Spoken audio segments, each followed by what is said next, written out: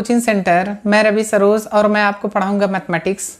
तो बच्चों आज का जो टॉपिक है बीटा फंक्शंस हैं। तो कुछ स्टूडेंट ने बच्चों इसकी रिक्वायरमेंट भी बच्चों किया था। तो चलिए आज हम बीटा फंक्शन सबसे पहले स्टार्ट करते हैं बच्चों। बीटा फंक्शंस है क्या, उसके बाद बच्चों हम गामा फंक्शन सीखेंगे और इनसे रिलेटेड बच्चों हम इनकी कुछ प्रॉपर्टीज़ हैं और गामा फंक्शन की बच्चों भी कुछ प्रॉपर्टीज़ हैं। तो चलिए सबसे पहले हम लोग बीटा फंक्शन समझ लेते हैं। बीटा फंक्शंस है क्या, इनका यूज कैसे होगा। और बच्चों बीटा फंक्शन जो है बच्चों बहुत ही इंपॉर्टेंट चैप्टर है, क्योंकि बीटा फंक्शन का बच्चों हर एक डेफिनेट इंटीग्रेशन में सबसे ज़्यादा बच्चों इनका यूज़ होता है। और इनसे बच्चों इंटीग्रेशन जो हमारा होता है वो बहुत ही सिंपल तरीके से सॉल्व हो जाता है। और बच्चों कुछ इंटीग्रेशन जो होते हैं बच्चों बहुत ही टफ होते हैं, तब हम इनका बीटा एंड गामा फंक्शन का यूज़ करते हैं। ठीक है बच्चों, तो चलिए हम इसमें डेफिनेट इंटीग्रेशन से रिलेटेड बच्चों हम इसमें सीखेंगे। ठीक है, तो बच्चों चलिए हम समझ लेते हैं बीटा फंक्शंस है क्या। तो देखिए यहाँ पे हमने लिखा है if m n are positive, यानी m और n क्या होंगे बच्चों, दोनों क्या होंगे बच्चों, पॉजिटिव होंगे। ठीक है, तो देखिए देन द डेफिनेट इंटीग्रल्स, यानी निश्चित समाकलन। तब बच्चों निश्चित समाकलन जो होगा इसकी जो लिमिट्स होगी यानी 0 to 1 होगा x की पावर m-1 ब्रैकेट में 1 - x power n-1 into D x. ठीक है बच्चों, ध्यान से समझना। जो डेफिनेट इंटीग्रल होगा बच्चों उसकी जो लिमिट्स होगी बच्चों 0 to 1 होगा। ये चीज़ इंपॉर्टेंट है। बीटा फंक्शन में इसकी जो लिमिट्स होगी बच्चों 0 to 1 होगा, ये चीज़ क्लियर होना चाहिए। x की पावर m-1 ब्रैकेट में 1 - x का whole power n-1 into D X. और बच्चों यहाँ पे जो m की वैल्यू होती है 0 से क्या होगी, बड़ी होगी। अगर 0 से बड़ी होगी बच्चों तभी तो पॉजिटिव होगा।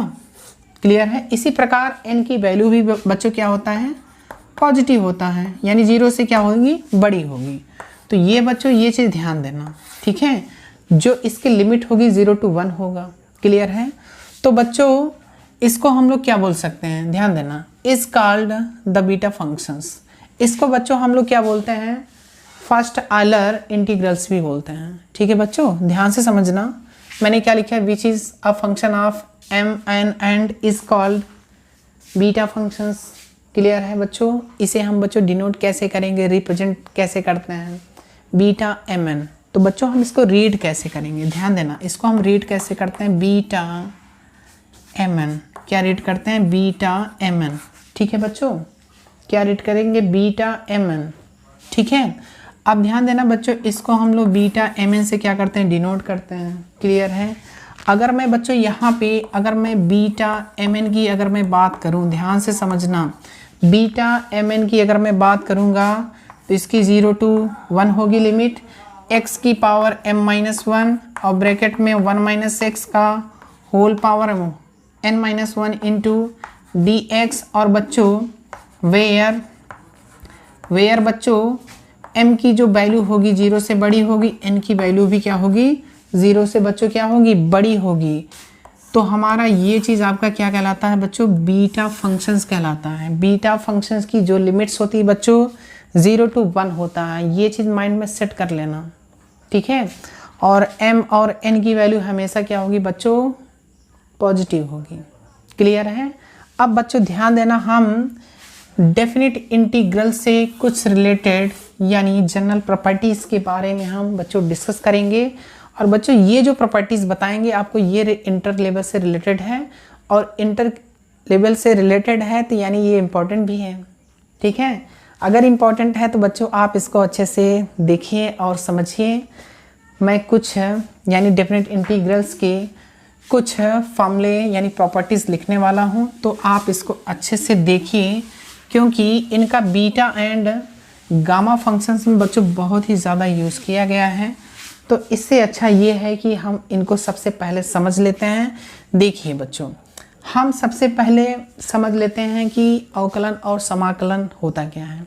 तो देखिए बच्चों, अवकलन और समाकलन एक दूसरे के क्या होते हैं बच्चों, इन्वर्स होते हैं। ठीक है, यानी हम लोग बोल सकते हैं व्युत्क्रम के यानी अवकलन के व्युत्क्रम को ही बच्चों हम लोग क्या बोलते हैं, समाकलन। ठीक है, reverse process of differentiation is known an integrations.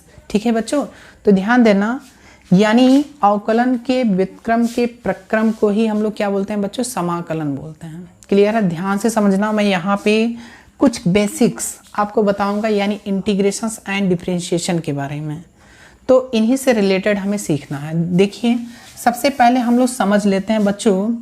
देखिए मैंने d/dx लिखा, d/dx लिखा, और बच्चों मैंने फंक्शंस लिख दिया fx।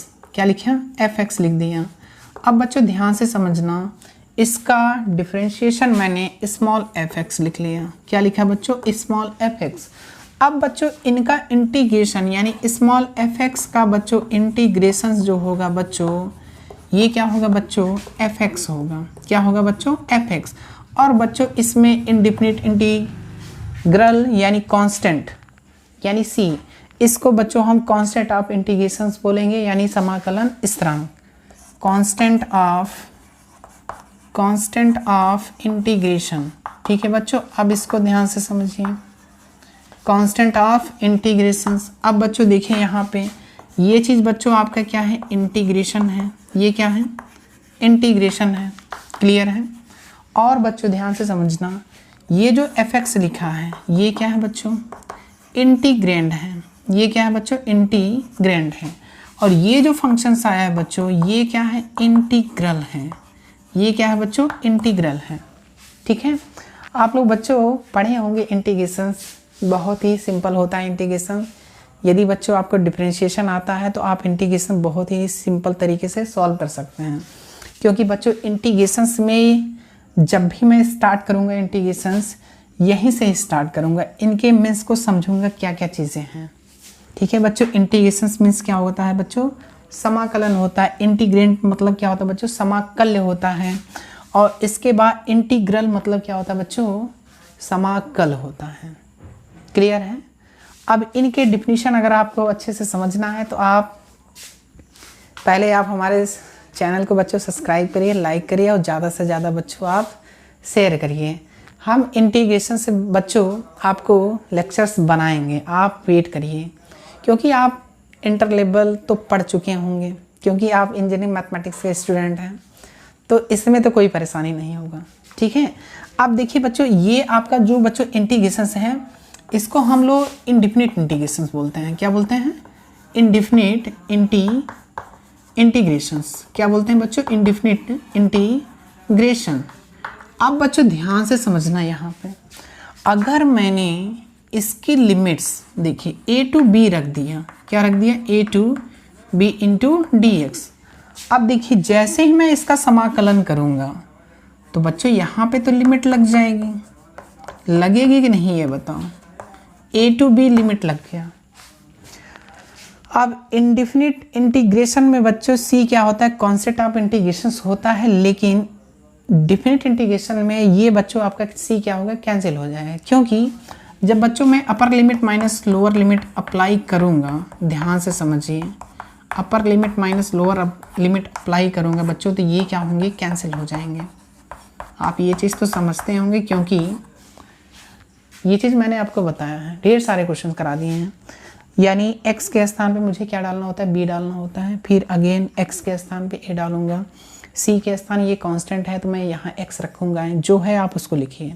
ठीक है, तो एफ बी माइनस कितना मिला बच्चों, एफ ए मिल गया। तो यही प्रोसेस हमें बीटा फंक्शन बच्चों करना है, क्योंकि हम यानी सिंपल लेवल से बच्चों सीख रहे हैं, एकदम बेसिक लेवल से। तो बेसिक लेवल से अगर बच्चों हम सीख रहे हैं तो ये चीज़ जानना बहुत इंपॉर्टेंट है। ठीक है, तो चलिए बच्चों ये चीज़ हो गया, इसको बच्चों हम लोग डेफिनेट इंटीग्रेशन बोलेंगे। ठीक है, जब भी अगर आपको लिमिट दिया रहे तो हम इसको क्या बोलेंगे, डेफिनेट इंटीग्रेशन। ठीक है, अगर लिमिट्स बच्चों नहीं दिया रहेगा तो हम लोग इंडिफिनिट इंटीग्रेशन बोलेंगे। क्लियर है, यानी निश्चित समाकलन, और ये क्या होगा बच्चों, अनिश्चित समाकलन। क्लियर है। अब बच्चों इसकी जो प्रॉपर्टीज़ हैं, यानी डेफिनेट इंटीग्रल की बच्चों जो प्रॉपर्टीज़ हैं, तो देखिए फर्स्ट प्रॉपर्टी आप पढ़े होंगे। ठीक है, फर्स्ट प्रॉपर्टी आपकी क्या है, चलिए हम लिखते हैं। देखिए सबसे पहले प्रॉपर्टी ये है बच्चों, यदि मान लेते हैं कोई फंक्शंस हैं a to b हैं, ठीक है, ये fx इंटू डी एक्स में है। अगर मैं किसी अदर फंक्शन में बच्चों में कन्वर्ट करूँगा तो देखिए ये क्या होते हैं, एक दूसरे के बच्चों बराबर होते हैं। a to b मैंने लिखा, अब ये x है बच्चों, मैंने यहाँ पे t में फंक्शंस लिख दिया। अब देखिए यहाँ dx है, यहाँ क्या लिखा मैंने dt। इसी प्रकार बच्चों आप ये भी लिख सकते हैं, a to b अगर होगा बच्चों तो मैं यहाँ fy इंटू dy भी लिख सकता हूँ। और ये बच्चों जो मैंने प्रॉपर्टी लिखा है, ये प्रॉपर्टी बहुत इम्पॉर्टेंट है, क्योंकि जब मैं बीटा फंक्शन की प्रॉपर्टी के बारे में डिस्कस करूँगा, इन प्रॉपर्टी का यूज़ होगा। क्लियर है? तो पहली प्रॉपर्टी ये हुई, क्लियर है। इसके बाद बच्चों अगर हम सेकंड प्रॉपर्टी की बात करेंगे, सेकंड प्रॉपर्टी आपकी क्या है, a to b है, a to b into D x. Clear, a to b into D x. अब बच्चों अगर मैं इनके लिमिट्स को बच्चों अगर चेंज कर दूँ, क्या करूँ, इनके लिमिट्स को बच्चों मुझे चेंज करना है। और बच्चों देखिए, यानी b को यहाँ मैं शिफ्ट कर दूँ, a को यहाँ पे, तो यानी b to a होगा। अब बच्चों देखिए जो फंक्शंस है आपका वही रहेगा, फंक्शंस क्या होगा बच्चों, वही रहेगा। बट अगर हम लिमिट्स बच्चों चेंज करते हैं तो यहाँ पे बच्चों क्या आता है, नेगेटिव सिंबल आता है। क्लियर है? ये आपकी बच्चों सेकंड प्रॉपर्टी हो गई। और इनका भी बच्चों बीटा फंक्शंस में यूज़ है, ठीक है। इसके बाद बच्चों जो थर्ड प्रॉपर्टी है, ठीक है, थर्ड प्रॉपर्टी हम लोग देख लेते हैं। देखिए, और ये तो बहुत इम्पॉर्टेंट है, ठीक है। अब देखिए यहाँ पे मैं क्या अप्लाई करूँगा, देखिए ध्यान से देखना, a to b fx into D X equal to, देखिए यहाँ पे बच्चों देखिए, इसके बाद अगर मैं ध्यान से बच्चों समझना, यहाँ पे a to b है fx इंटू डी एक्स। अगर बच्चों मैं यहाँ पे क्या करूँ, ध्यान से समझना, यहाँ मुझे क्या करना, a को मैं लिखूँगा और बच्चों मैं यहाँ c कोई लिमिट्स ऐड करूँगा, ध्यान से समझना। इसके बाद मैंने fx लिखा इंटू डी एक्स लिखा प्लस, अब ध्यान देना, ये जो लिमिट्स है मैं इसमें कन्वर्ट कर रहा हूँ। अब देखिए ये जो होगी c to b होगा, c to b, यहाँ c है बच्चों, यहाँ c लिखिए, a to b लिमिट चल रहा है, a to b लिखिए। अब जो आपका बच्चों फंक्शंस है आप इसको ऐसे ही लिख दीजिए, ठीक है। ये बच्चों आपकी थर्ड प्रॉपर्टी हो गई, ठीक है। इस तरह की प्रॉपर्टी जो है इम्पॉर्टेंट्स हैं, ठीक है। और अगर इनका जब भी यूज़ होगा, ध्यान देना, ये जो c जो मैंने लिखा है a और b के बीच में वैल्यू क्या करेगी बच्चों, लाइक करेगी, यानी a to b, ठीक है। यानी b वाली क्या है बच्चों, b बड़ी है a की अपेक्षा, ठीक है। उसके देखिए b बड़ा है, फिर c बड़ा है, फिर क्या है, a बड़ा है, ठीक है बच्चों। अब ध्यान से समझना, यानी a तो स्मॉल होगा, छोटा होगा, सबसे b से छोटा ही होगा। अब देखिए बच्चों जो हमारा यानी फोर्थ प्रॉपर्टी है उसको हम लोग समझ लेते हैं। देखिए फोर्थ प्रॉपर्टी क्या है बच्चों, ध्यान से समझिए। देखिए चौथी प्रॉपर्टी बच्चों है क्या, 0 to a fx इंटू कितना बच्चों, डी एक्स इक्वल टू। ध्यान देना, फोर्थ प्रॉपर्टी जो है बच्चों बहुत इंपॉर्टेंट है। तो देखिए मैंने 0 to a लिखा लिमिट, अब बच्चों यहाँ पे क्या अप्लाई कर देंगे, a minus x into D x. Clear है? और बच्चों ये फोर्थ प्रॉपर्टी जो है वेरी इंपॉर्टेंट है, क्योंकि इनका बच्चों बीटा फंक्शंस में यूज़ किया गया है। तो मैंने बच्चों जितनी भी प्रॉपर्टी आपको डेफिनेट इंटीग्रल्स की बच्चों मैंने बताया, आप इसको अच्छी तरह से लर्न करिए, प्रैक्टिस करिए। और मैंने बीटा फंक्शंस आपको मैंने बताया, beta M N equal to होगा क्या बच्चों, 0 to 1 होगा, 0 to 1 होगा x की power m minus 1, 1 minus x की पावर n माइनस 1 इंटू कितना बच्चों, dx। और मैंने m की वैल्यू बताया 0 से बड़ी, n की वैल्यू भी बताया बच्चों 0 से बड़ी। तो बच्चों आप इस फॉर्मूले को याद करिए अच्छे से। और मैंने आपको डेफिनेट इंटीग्रल की प्रॉपर्टीज मैंने बताया, उनको भी आप अच्छे से याद करिए। ठीक है बच्चों। तो बच्चों यदि आप हमारे चैनल्स पर नए हैं तो please like, subscribe and share ज़रूर करें।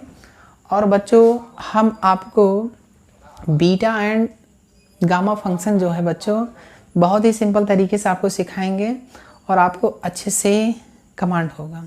ठीक है बच्चों। आप इंटीग्रेशन जो भी टफ होते हैं आप उनको बहुत ही ईजिली तरीके से सॉल्व कर सकते हैं। तो बच्चों आज का लेक्चर हम यहीं पे फिनिश करेंगे। Thank you very much.